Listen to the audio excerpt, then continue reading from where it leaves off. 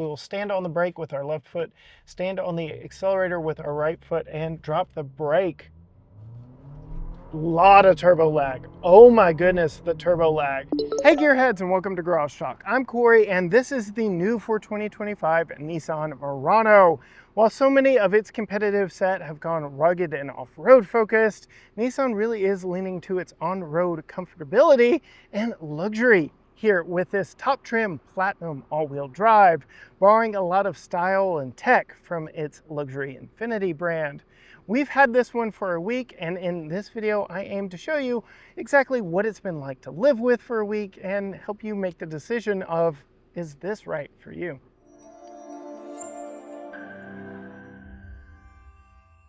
Hey gearheads! According to YouTube's analytics, something like 70+% of you have yet to hit that subscribe button down below, and we are so close to hitting 50,000 subscribers on our YouTube channel, which really helps us create more and better content for you, the car buying public. So if you'd like to help us out in our journey to help more families research their next vehicle purchase, hit that subscribe button down below and ring the bell. Before we get too far into this one, I do want to thank Nissan for bringing us their latest Murano.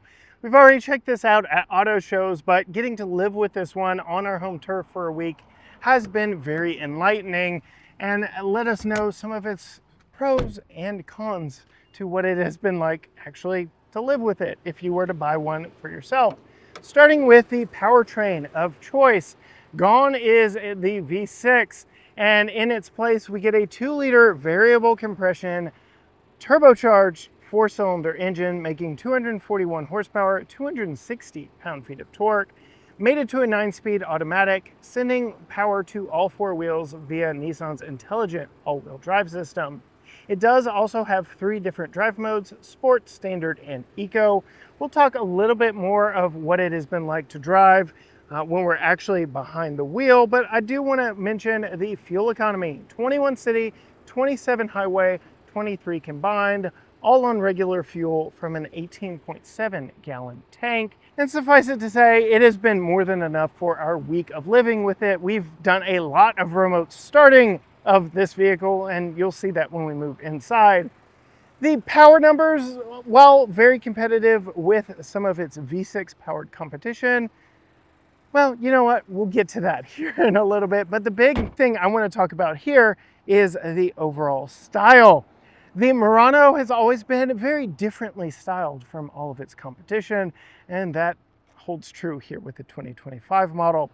We get these LED headlights that are up above the DRL running lights, but flanked by this black panel with Murano stamped in it here in between them, kind of giving it a shovel nose. The actual grille is down here. We get the running lights down in the lower section down here, kind of echoing the design language we see on the new Nissan Kicks, which we really like. I don't know, how does this overall design appeal and work for you viewing it here on camera? Bringing you in closer, you can absolutely see all the attention to detail Nissan gave to the front end of the Murano, but it does have a very distinct look when you see them out in public and on the road. I will say it does look a whole lot better in person than I ever thought it did in pictures. Given my job and what I do for a living, I see them usually in pictures first and then get to see them in person. You may be wondering about the flickering of the running lights. That is not what I see with my naked eyes. That's just due to the refresh rate of the cameras and the LEDs. But you can see all LED lighting up front, headlights, running lights, turn signals, everything up there. Very clean look. No fog lights on this one. We do get 360 cameras, front and rear parking sensors, all the safety equipment you would expect. And then talking about the luxury aspect of the Murano, we get 21-inch wheels and tires. These are wrapped in Bridgestone Alenza tires, which is something we see on the likes of Cadillac Escalade and larger, more established premium luxury vehicles here on a mainstream Nissan. Just again showing you that no, we are not going rugged and off-road like so many of the competitors like Honda's Passport. We are going luxury comfort on-road here. And then we have these aerodynamically designed 21-inch wheels that look like they would fit on an EV just as well as they do here on this turbocharged 4-cylinder gas-powered car. What are your thoughts on those wheels? Do they look too EV? And while we're talking EV, we can talk about the overall profile. It very much borrows from their EV Aria crossover, which I think actually really works here, especially in this Aurora blue metallic with its super black roof, that contrasting black roof with that chrome design line breaking up the roof window line from the rest of the body. It really is a premium look. This premium paint really does make this car's design sing. And it works even more as we pull around to the back corner back here. You can see we've got those big hips over the rear tires, and then this big LED light bar that spans across the entire back of the vehicle, very much calling into mind the last INFINITI products we've tested here in the QX80. I think the look absolutely works. And as I mentioned in the intro, yes, we're very much borrowing from our INFINITI luxury brand here with this design element. We get Murano across the tailgate back there. It all works very well. No visible exhaust from a back behind, but it is a dual exit exhaust that you can see under the back corners of the bumper right there. As we come up close to the vehicle, they've hidden the hatch release button right in the Nissan logo right here. And of course we have a power operated hatch. Given the svelte curvy nature of this crossover, it has less space inside than Honda's brand new Passport crossover, which is very big and boxy, but I'd say this is still plenty roomy for a family of 3 or 4, and we will talk more about that in our family review, how it has fit our family. But suffice it to say, we haven't had any problems with space. And Nissan gives you some additional space. We have a little storage pocket down here that is actually quite deep. We have the same over here on the passenger side.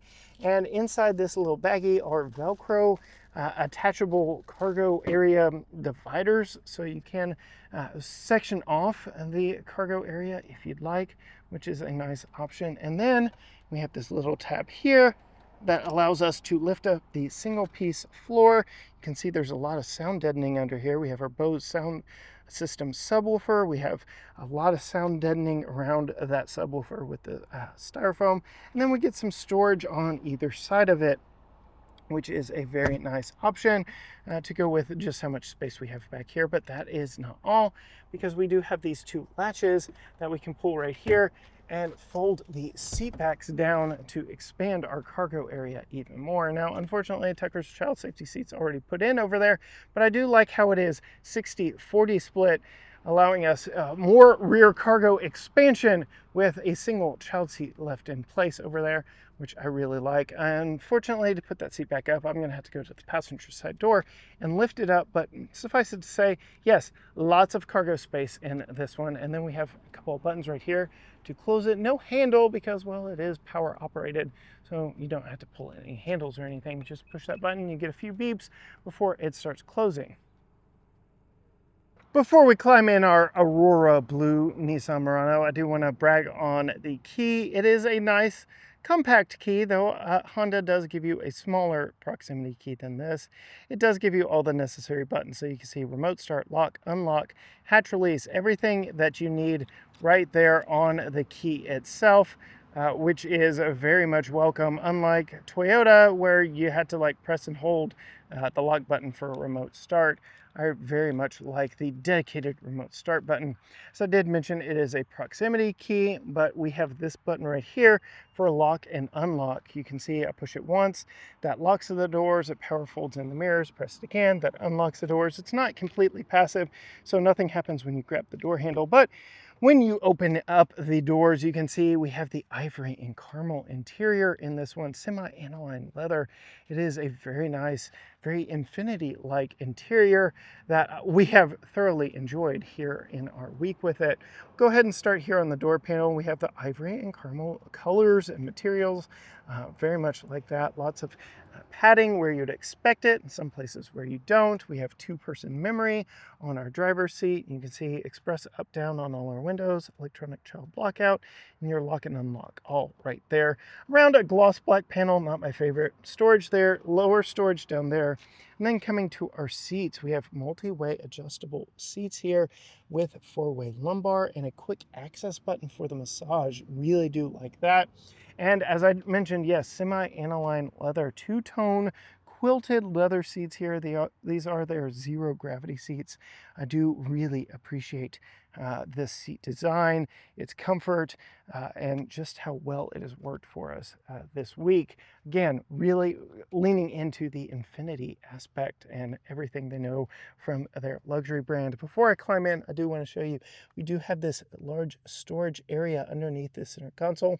It is a little bit of a thick upper portion, kind of cutting down on overall space underneath there, but it is still nice to have that pass through down there when you need it. We'll go ahead now, climb in, close the door, put our foot on the brake, and push the engine start button right here. And that turbo 4-cylinder will come to life. You can see all the animations from our twin 12.3-inch screens here behind the steering wheel. And yes, it is quite warm out there, but I will go ahead and turn my air down so it's not blaring the entire time I'm taking you on a tour here inside. I will go ahead and start up here. We do have, let's focus. There we go. We do have a head-up display with all your pertinent information. If I'm using turn by turn, we have that displayed on there as well, which I really like. And then moving down, yes, we have two 12.3-inch screens. Though my complaint with Nissan and INFINITI products have always been the graphics just seem a little bit dated. Now, I told you the fuel economy numbers earlier. You can see we've driven this one 152 miles and had it on for 10 hours, almost 11 hours, and we're averaging 15.5. A lot of that has to do with the number you see right up here. It is quite warm here in Texas in the summer, and we have remote started this a lot. So talking about that dedicated remote start button, I very much appreciate that versus something like a Toyota Highlander where you had to push and hold the lock button and do a prescribed sequence of events. So I really do like that. Though, yes, the gauge design, the screen design is a little bit dated. You can actually page through a lot of different things with these buttons here on the steering wheel, including traffic sign recognition, which we don't have given we're in a parking lot right now. But this is your standard design of what you would see on a normal gauge cluster. This is typically where we leave it, just so I can see what fuel economy we're getting. Again, we do have that head-up display to give us all our pertinent information. Speaking of information, over my left knee here, we have lighting controls, hatch release, heated steering wheel button. Then we can turn on and off that HUD, the head-up display, with a push of a button right here. And then this is your steering assist. You do need ProPilot Assist to be on for that to be working. Here's your ProPilot Assist button. We have a lot of gloss black here on the single spoke or dual spoke, however you want to call it, steering wheel, but you can see we have our volume, our track forward and back, and then all of our driver assistance stuff right there. And on this side, we have this D-pad with a roller wheel that is also a button, a back button, and a speak button right there.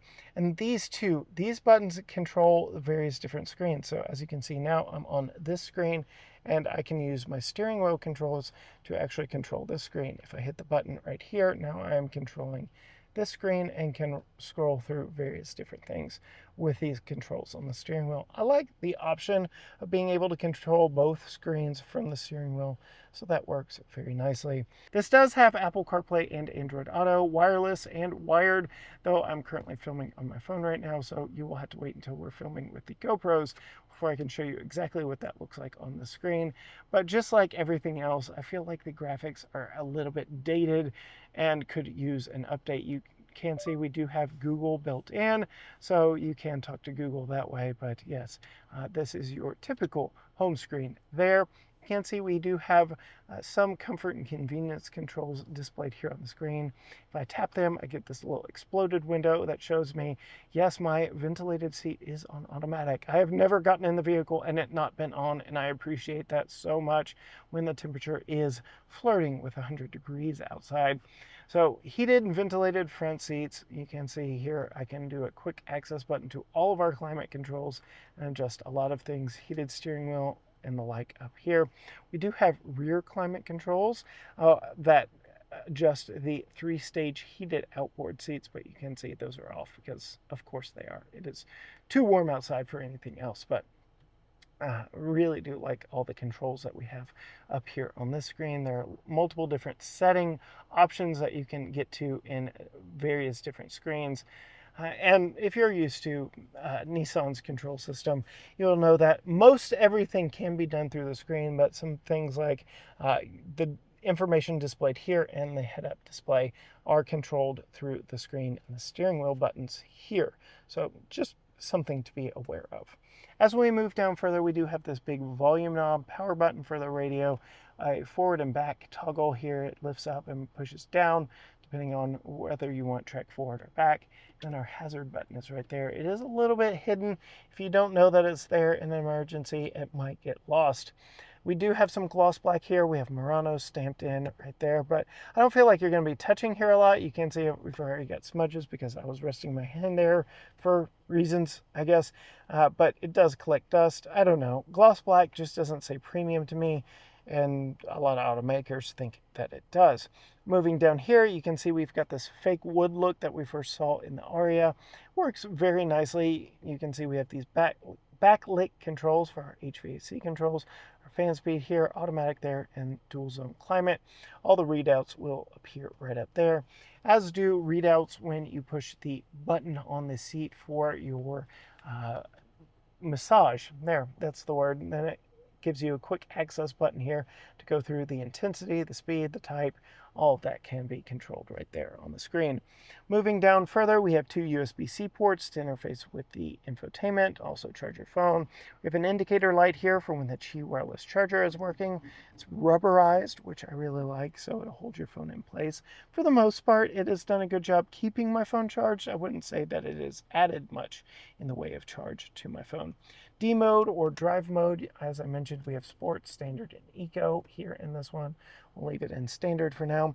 Push button controls for our 9-speed automatic.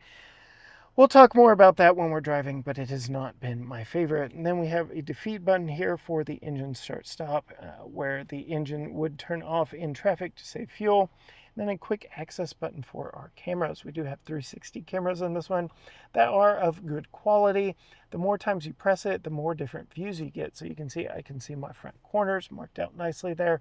Interesting, here we get this wide shot, but press it one more time and we get the invisible hood view, which I'm actually going to have to back up to help show off. Now, when I put it in reverse, of course, it triggers my backup camera on this one, but we'll go ahead now, put it back in park and hit the camera button to see our invisible hood view, which uses the memory in the vehicle's system to remember what you drove over and display a not live video of what is essentially underneath your vehicle. You can see we're being told very clearly it is not live, but basically it's using computer wizardry to project what was here, and you can even see where the condensation from our AC has been dripping. So I do like the camera system here in this one. We even have this 360 view, which you can pan around various different areas in your vehicle. Not quite as quick and snappy as what we see in some Hyundai, Genesis, Kia products, but it works fairly well. It is a little on the grainy side, but it still allows you to see around your vehicle quite well. So there is the camera system, and then more gloss black, quite a bit of gloss black all around here, including our push button controls. Again, gloss black is not my favorite. It doesn't say premium to me, but we do have a lot of large storage here freed up by the fact that we have push button controls for the 9-speed auto. We have very large cup holders with little grippers for smaller drinks. Nice padded armrest here with a decent sized center console. We do have this little ledge here for coins, makeup, or smaller items that you don't want getting lost down underneath. Go ahead and remove our go bag, and you can see, yes, there is a rubber mat down there at the bottom, so that if you put hard items down there, it's not going to be hard plastic on hard plastic. Taking a look at the seats, not only do we have these two-tone semi-aniline leather sections, but we have these contrasting blue stitching that works very nicely with the exterior paint on our particular model, as it does with this plastic trim up here meant to look like wood, and the ambient lighting in its current color setting that kind of goes around inside the vehicle. You can actually see the ambient lighting a little bit better there in the back seat, all of which is very nice. Coming to me, I've got pretty good headroom up here up front. We do have a big panoramic glass roof that does open in 2 stages with this roller shade. So Nissan freezes it at the first section, and then you pull back on the switch again, and it opens completely to give both front and rear passengers all the sunlight that they would want. You can see our 2 different controls right there. We also get a little bit of extra storage up here with sunglass storage. We do not get a rear view camera mirror, and you can see rearward visibility is a little bit compromised here in this one, thanks to those fixed in place outboard headrests and kind of small back window. Now, before we climb in, there is one thing I do want to talk about. I've been going on and on about the luxurious Infiniti-like features of this vehicle, but when you close the doors, especially these back doors, it just sounds a little rattly. And I'm sure if I film this in slow motion, you can kind of see it's this portion right here that is causing a majority of the noise that we get from closing these doors. So it does just remind you a little bit that you are in a Nissan, not in an Infiniti, but then the illusion continues when you open up the back doors to climb inside. We get these rear window sunshades that are built into the doors, which you know we appreciate here on the channel.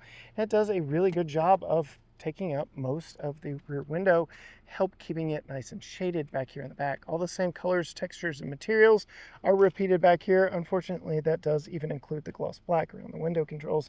A little bit of storage here, a little bit of storage down there. It does have a rubber lining down at the bottom, which is very nice. Coming to the back seats, the same design and color choices echo back here. I have mentioned already fixed in place headrest here, but an adjustable one for the center seat. We do have a seat back mounted center seat belt, which is nice. Lower latch points for the 2 outboard seats, but if you want to see what it's like installing a child safety seat in this vehicle, definitely hit the subscribe button down below and ring the bell, because that will be in our family review coming out after this one. Sitting behind myself at 5'10", I've got plenty of room. I've got a nice cutout on the back of the seat, though no storage on the back of the front driver's seat. We do have on the back of the front passenger seat, so storage over there, which that is probably more likely where someone is going to ride if they're riding solo in the back seat. We do have air vents on the back of the center console, which is nice, but you saw it is technically a single zone climate, or a dual zone front climate, single zone rear that rides with the driver seat controls back here. Then we do have 3-stage heated outboard seats that you can control again from the screen up front, 2 USB-C ports for power, and then a mostly flat load floor back here, but there is a little hump there in the center. But I think you could get 3 across back here in a pinch if you had to, though this center seat is a little on the narrow side. And if you reach in, you can fold it down. You have 2 cup holders, no rubber grippers here, and a place to set your phone, I would assume is what that is for. If we did have the sunshade closed back here with both sunshades closed on the windows, it would be very nice and dark and cool back here, which I really do appreciate. This car really hasn't gotten that hot on us, and that is partly due to how much we've been using that remote start. Coming to me back here, I've got plenty of headroom. These seats don't recline, but I'd say they are plenty comfortable back here as well. Before we set off and move too much in this one, I do want to talk about the 9-speed automatic transmission in this one. It has not been my favorite, mostly when you go from backing up, like say down your driveway, to stopping and putting it in drive. It feels like it just kind of takes a while to actually get into drive from reverse. Whereas if we had a mechanical selector here, I think that would just work a little bit better. I did say, yes, it opened up more space here for my phone to sit here like this, but I don't know, it hasn't been the best execution in our little over a week of driving. Another thing I want to talk about while we are behind the wheel here before we set off is the wireless Apple CarPlay and Android Auto. Yes, I'm currently plugged up because my phone charges faster that way than with the Qi wireless charger, as I mentioned earlier, but as you would expect, very quick, very snappy. Also, what I want to bring attention to is our RaceBox GPS race timer up here. It does do things like test 0 to 60 times, which you will see momentarily, but if you're on a track, it also tests lap times. You can get one for yourself and save 15% off in the process while helping our channel out by using the link and promo code down in the description below. As we set off in this one, I guess it would be only right to test it in 0 to 60 for the first time in sport mode. So yes, I've got it in sport mode. I can already tell you that changes the throttle mapping and positioning of the engine, the transmission, how this thing actually gets you moving. I can tell that just in that short bit of driving right there. But we are going to pull out here to a straight bit of road and see what this is like 0 to 60. Of course, the big news here is we have a variable compression turbocharged 4-cylinder versus the V6 of yore. But we will stand on the brake with our left foot, stand on the accelerator with our right foot, and drop the brake. Lot of turbo lag. Oh my goodness, the turbo lag. The engine was revving when I was stepping on the gas, but massive amounts of turbo lag, even brake torquing it and getting it ready for acceleration like that. So decent 7.16 number when it finally realized exactly what I was asking it to do, like we set off. That variable compression turbocharged engine, when it was right, but when it was not, it took a second to quite figure out exactly what it wanted to do. We will go ahead and put it back in standard, and we will do a couple more 0 to 60 runs at the end of the video, more like you would do in real life in standard mode and just setting off from a stop, no brake torquing it or revving it up. As we get setting off down this curvy East Texas back road, I can talk about the transmission. It's virtually invisible. I have not felt a shift, like ever. Felt it a little in sport mode. That was by intention, by design.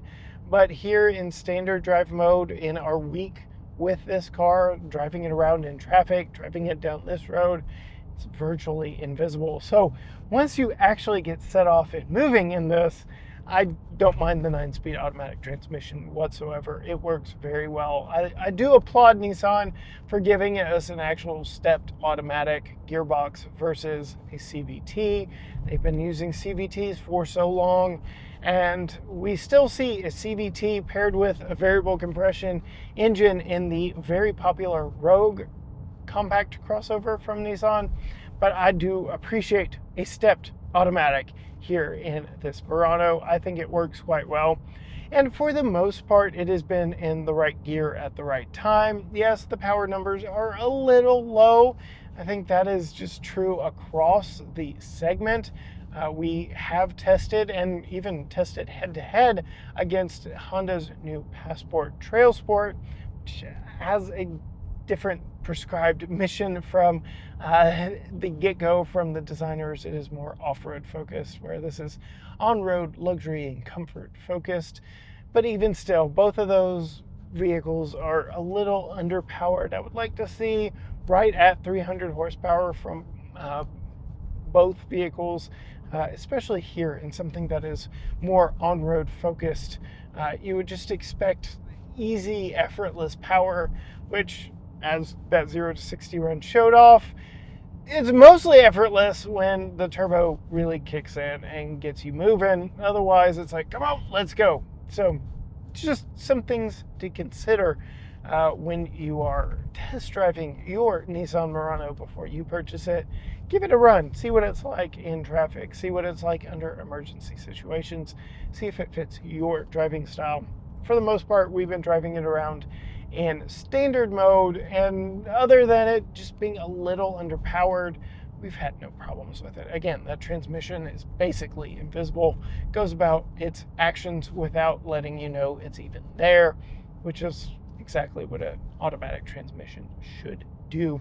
Now, there is a manual mode, and we do have paddles on the back of the steering wheel, but generally speaking, that's not what this vehicle is built for, so we're not really going to be testing that. We really just want to know what the designers, engineers have done with the transmission mapping, and it's been good. Overall ride quality, we are on those 21-inch wheels and tires. You can see the suspension does a good job of soaking up bumps. That was a pretty massive bump back there, and we didn't float over it. We are on the firmer side, but that is by no means to say this suspension is firm. It is not floaty. If you go watch some of our first drive videos of a Honda Pilot, for instance, 23 or 24 Honda Pilot, you'll see that I commented those are very floaty. They feel very floaty when you're behind the wheel.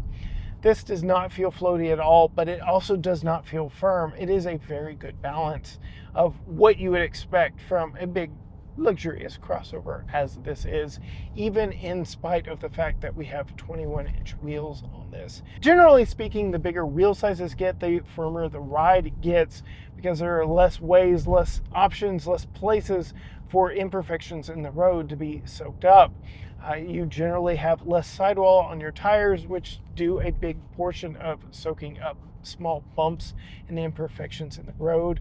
Got a big buck on the side of the road right there. So even with these 21-inch wheels and tires, the suspension is really good in this. I've got no complaints. We aren't getting a lot of body roll on these curvy back roads. It is exactly what I would expect of this price class, of this size class, of this competitive set. It really is a good suspension all the way around. Road noise is also a very good isolated feel. We're not getting a lot of road noise, even from this highly textured pavement that we are on. I've been in some vehicles on this road where you're basically having to yell at your passengers just because of how textured the pavement is that I'm driving over right now, but very good road noise isolation here inside the cabin. So pair that with the semi-aniline leather, the heated and ventilated massaging front seats with their zero gravity technology that make these very comfortable. And I'd say Nissan's got a real winner on their hands here. Speaking of hands, I've got my hands on a very cushy steering wheel that really does lend toward the more luxurious aspect. There's a lot of padding to the steering wheel, which I really like, though it is not leather wrapped. It is a leatherette, synthetic leather that should wear and age better than real leather. Well, unfortunately, cannot test that here in a week's worth of testing, but just wanted to let you know, not real cowhide here on the steering wheel, but seating surfaces, yes, real cowhide there. Otherwise, visibility out of the Murano is very good. My rearview mirrors are nice and large and help me see all the way around me very nicely. I did already lament, I have a slightly small view out of that cramped back window, made even smaller by the two fixed and placed outboard headrests. That is a little bit of a shortcoming. We could do with a rear view camera mirror. That would be a nice addition to see. No blind spot cameras on this, but you did see all the good camera views we had from hitting the camera button, which unfortunately at speed is locked out. Otherwise, windows are nice and large and I can see all the way around me, including that third window back there helping me see over my shoulder backing out of a parking spot very well. Now that we are at the end of our driving portion, we are going to do a couple more 0 to 60 tests, real world 0 to 60 tests, so standard drive mode. And we're just going to go from the brake to the accelerator. Ready, set, here we go. That was very uneventful. My goodness. Part of that was due to the fact that the engine was actually off, but 7.66 seconds there. Whew! This is a GPS-based 0 to 60 timer. I would say from the time I actually put my foot down, it was a whole lot worse. We do have a 1 foot rollout engaged on our timer as well. So yeah, that was pathetic, actually. It was very disappointing from actually being in here in the driver's seat, putting my foot down. But we are going to give it one more test. We are going slightly downhill here versus going slightly uphill a second ago. But here we go. Ready, set, and off. That was better. I defeated the engine start-stop, but my goodness. That... the waiting for the turbos to spool up feels like an eternity. 7.35 on that run, but the turbo lag is very noticeable in this one, which again, Turbo 4, you would expect that, but laughably slow to respond to jabbing the accelerator from a dead stop. Unfortunately, this 0 to 60 timer is more performance based than it is everyday driving based, so I can't do a 5 mile to 60 mile an hour run or anything like that I know some of y'all have asked about in the comments. Suffice it to say, when you are going and the transmission figures out what you want, it'll set you off. The power's there under the right circumstances, but yeah, it leaves a little wanting in the performance aspect. But if you are just buying one of these for normal, typical daily roundabout errand shopping, doing things like that, the engine transmission setup is completely fine. Asking it to do performance things is definitely asking more than what it was intentionally designed to do. Yes, the power numbers are there. Yes, it'll get you out of the way or get you set it off merging onto the highway if you need it to. But yeah, that turbo lag is undeniable, to say the least. If you want to help our channel out, we are so close to 50,000 subscribers. The YouTube overlords say a huge chunk of you have not subscribed to this channel, and it would help us out immensely in our mission to help families research and find their next vehicle. So hit the subscribe button down below, help us out, ring the bell so you are notified when future videos drop, including our family review where I will install Tucker's child safety seat back there in the back seat. Holly will be behind the wheel here, giving you her thoughts and opinions of how this Murano drives in our normal in-town test loop. We'll even take it down the historic brick streets of Tyler, Texas to see exactly what it can do on all sorts of pavement. You can find us on all social media channels: Facebook, Instagram, X, TikTok, Threads, YouTube. Everything is at GT Garage Talk, or you can go to GTGarageTalk.com. But as for me, behind the wheel of a 2025 Nissan Murano Platinum all-wheel drive, until next time, gearheads, bye.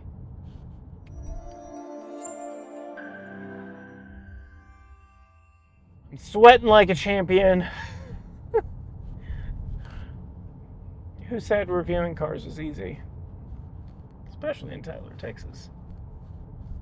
It's hot. 93 degrees, yeah, right. Maybe really close to the water.